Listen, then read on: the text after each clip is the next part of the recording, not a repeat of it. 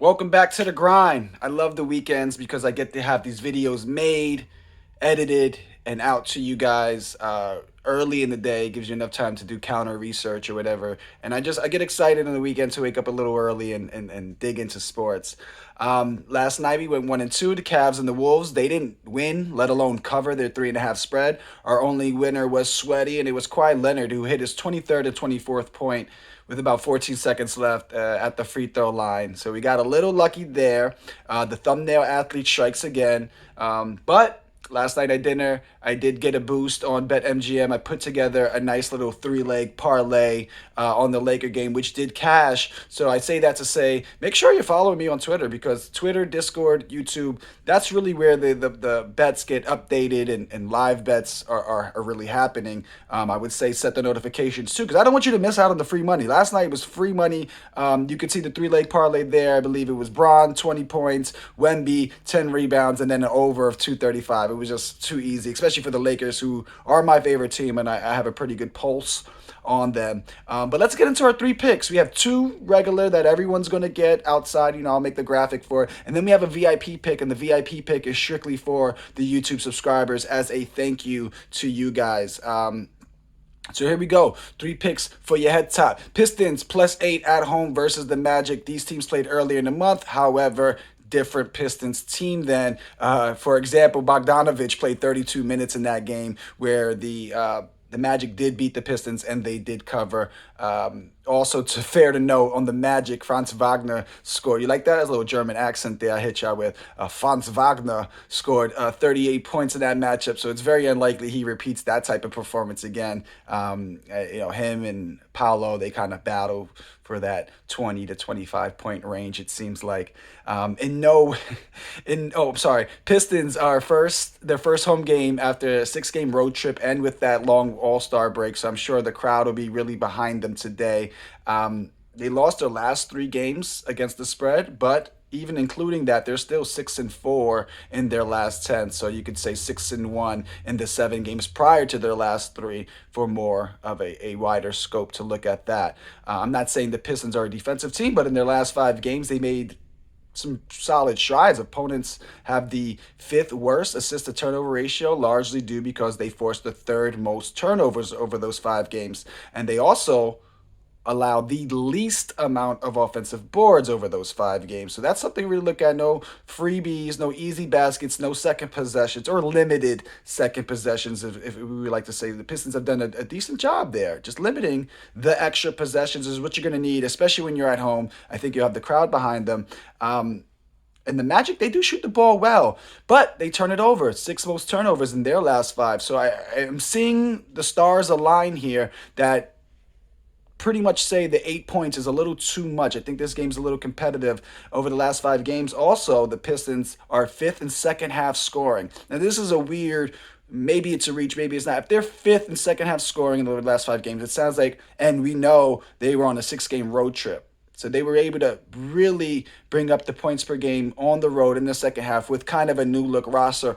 I believe that coming home after such a long road trip and just days in general, because you have 7 extra days along with those 6 road trip games, from being home, the crowd is going to be excited to see them. I know they suck, but the Detroit crowd is pretty decent, even with this shitty team. So I do think they get a little extra boost in that first half. We lean on what they've shown they can do in the last 5 games. In the second half, top 5 team for a team this bad in any category is pretty impressive. So I do like the 8 points. I think it's just too much. I see the Magic winning 4 or 5 points, but I wouldn't be surprised if the Pistons defend home court. Second pick, we're taking Porzingis over 18.5 points at the Garden in New York versus his old team, the Knicks, -125 on DraftKings. I was torn because I believe FanDuel has them at over 19.5, -111. Then MGM had him at over 18.5 at -130. I was torn. Do I win it?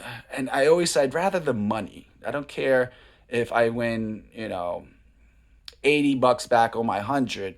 It's better than 0 on my 100. So I found somewhere in the middle, which was DraftKings, which I have not bet on in a while because they just don't have the right numbers for me.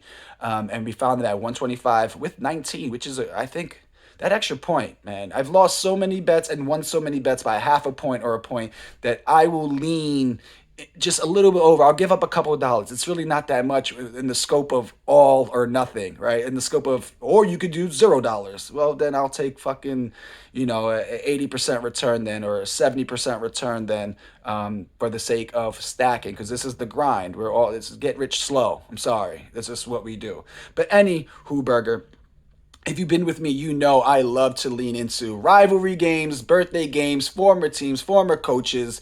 The guy on this team is now dating my ex-girlfriend, or sometimes your mother. So the mothers are out here dating players, and it could cause some type of rivalry. I have yet to bet on that type of situation, but I always lean into that. Anything that gives these players a little bit added emotional boost can galvanize the team around them to really look out for one of their teammates. In KP's last 6 games versus the Knicks, 3 with the Celtics, 3 when he was a member of the Wizards, he scored 21 points, at least 21 points in all of them, averaging 23 points per game in those 26. I love the extra cushion, the 4-point cushion I view as insurance or breathing room, if you'd like to say. KP averaging 20 points per game on the season, and he has reached 19 points in 61% of his games. I'm not sure who he matches up with today. My guess would be Precious, but Precious is 6'8". He's good defender, he's solid, he's tough. KP's 7'2", and he's going to be looking to work the perimeter 19 feet, maybe a couple of threes. But when you look at it, a couple of threes, we really only need 10 field goals. So those are 2-pointers, right? If you hit a couple of threes, right, you had 2 threes. Now you're down to 7 field goals you need left. You're going to go to the line. You're going to get at least 4 points. So that's 2 more. If you get 5 fucking 2-pointers and KP get it, this is my lock of the day. KP will be the thumbnail athlete. And then we're going to go to our VIP 2-leg. As I mentioned, this is just for the YouTube people. I'll probably throw it on the VIP channel on Discord. So if you're a subscriber and you have Discord, please let me know. Shoot me a message. I'll get you into that channel, a VIP channel. So if you don't have time to watch the video, you could at least check the Discord and still have access to the VIP picks. Anyway, 2 legs plus 117. I got this on BetMGM. I'm taking Jalen Duran. Double. He averages a double. That's the first leg. Second leg is the Wolves money line versus the Nets. But anyway, Jalen Durant averages the double-double at 14 and 12. He's hit the double-double in 4 of his last 6. The Magic have some solid bigs, but Durant looks to really be about it on the boards. Granted, Pistons also have some other bigs that they're kind of competing for some time. Thompson's going to go out there and really try to get on the boards because he's a rookie and he wants to show his worth. So there'll be an internal battle, some cannibalism on the boards, if you will. But I like Durant. He's shown that he can really get there and he can get you 14, 15 rebounds too. He can get you 14, 15 points. So I like this. Pistons outside of Cade, they're gonna have to find somebody who's consistent, that can keep them competing. And I think Jalen Durant has the chance and the momentum to do it. Second pick, Wolves money line versus the Nets. Yes, the Wolves did play last night, so back-to-back, and they lost, but they're home, so not much travel, right? They travel at home and then back to the gym. So it should be a comfy travel for them. They're still the best defensive team, in my opinion, and they're going against the Nets, who are a really bad offensive team. I just think they chuck up too many threes. They don't score in the paint, and guess what? Tonight, they're not going to score in the paint either. So that's why I really like the Wolves money line. That's a no-brainer. That's like minus 350, but I had to match it with the Durant double-double at like minus 150 to get us the plus 117. I love that pick. I love all 3. I think we swim. Maybe I'll put in a parlay for all 3 picks, the 2-leg and then the other 2.